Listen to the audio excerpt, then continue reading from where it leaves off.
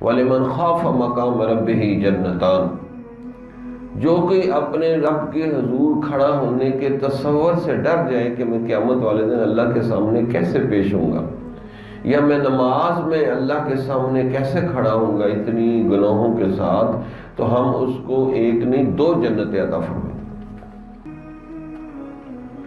یعنی تصور میں آپ ڈر دیں کہ میں جھوٹ بول کے آیا ہوں اور پتہ نہیں کیا کیا گناہ کر کے آیا ہوں، اب اللہ کے سامنے کھڑا ہو رہا ہوں۔ حضرت علی رضی اللہ تعالیٰ عنہ جب اللہ کے آگے نماز میں کھڑے ہوتے تو حضرت کے بال کھڑے ہو جائے، تقشعر جلود الذین یخشون ربہم، جو اللہ سے ڈرتے ہیں ان کے بال رونگٹے کھڑے ہو جاتے۔ کسی نے پوچھا حضرت آپ بڑی بڑی جنگوں میں لڑے ہیں، کبھی اتنا ڈرتے نہیں جتنا مسجد میں آپ ڈرتے ہیں؟ تو حضرت رضی اللہ تعالیٰ عنہ نے فرمایا آپ یہ نہیں دیکھ رہے میں کس رب العالمین کے سامنے کھڑا ہونے لگا ہوں؟ اللہ الصمد، اللہ بے نیاز، اس کو کسی کی کیا پرواہ؟ بڑے بڑے انبیاء کانپتے ہیں اللہ کے آگے، تو ہماری کیا اوقات ہے؟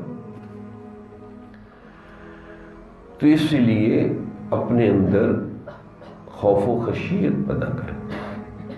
مثلا نماز میں حضوری نہیں، جی ہم نماز پڑھتے ہیں تو نماز کی حضوری کدھر ہے؟ حالانکہ اللہ تعالیٰ نے شرط ساتھ لگا دی کہ نماز میں خشوع و خضوع ہونا چاہیے۔ قد افلح المؤمنون الذین هم فی صلاتهم خاشعون، بے شک وہ مومن فلاح پائیں گے جو اپنی نمازوں میں روتے ہیں، گڑ گڑاتے ہیں۔ تو ہم روئے کبھی؟ 10 سال سے نمازیں پڑھ رہے ہیں، کبھی رونے والی نماز نصیب ہوئی؟ تو خشوع و خضوع کہاں ہے؟ نماز میں توجہ ہی ہماری پوری نہیں ہوتی۔